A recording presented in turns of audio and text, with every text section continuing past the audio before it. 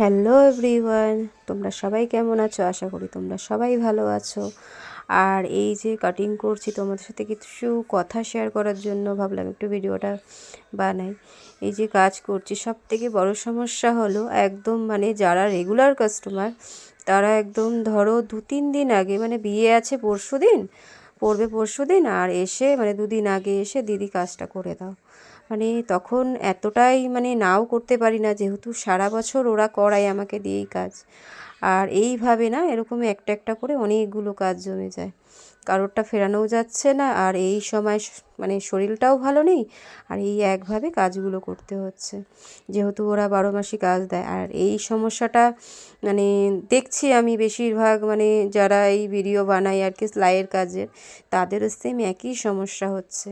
তো আমি তো ভাবতাম হয়তো আমার সাথেই একা এরকম হচ্ছে, তো দেখলাম যে না, সবার সাথেই হচ্ছে।